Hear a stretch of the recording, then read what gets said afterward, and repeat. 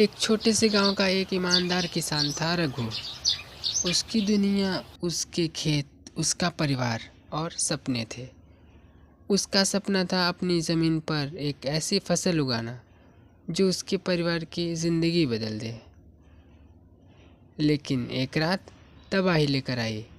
एक रोज़ का तूफान आया और रघु की फसल को ख़त्म कर दिया।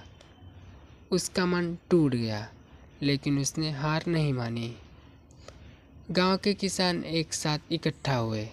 सभी ने अपनी समस्याएं बता रहे थे। तभी रघु ने कहा, मुश्किलों से लड़कर ही नई राहें बनती है। हमें नए तरीके ढूंढने होंगे। उसकी बात ने सबको सोचने पर मजबूर कर दिया।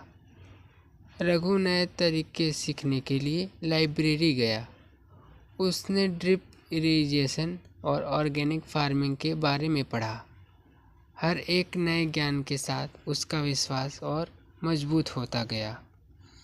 रघु ने अपने परिवार को भी अपने सपनों का हिस्सा बनाया। सभी ने मिलकर जमीन पर नए बीज लगाए। हर कदम के साथ एक नई उम्मीद थी। यात्रा आसान नहीं था।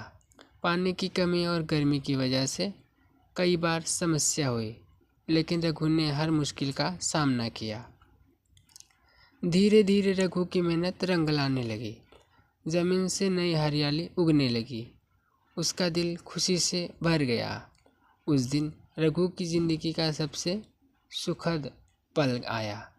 फसल तैयार थी और गांव वाले उसके साथ उत्सव मनाने आए। ये जीत सिर्फ रघु की नहीं थी, बल्कि पूरे गांव की थी। रघु ने अपने ज्ञान को दूसरे किसानों के साथ बांटना शुरू किया। उसने उन्हें नए तरीके सिखाए और प्रेरणा दी कि मुश्किलें हमेशा समाधान के रास्ते खोलती है।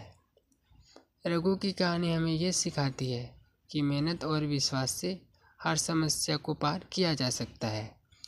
उसका सपना अब सिर्फ उसका नहीं था, बल्कि उसके बच्चों और गांव के लिए एक मिसाल बन गया।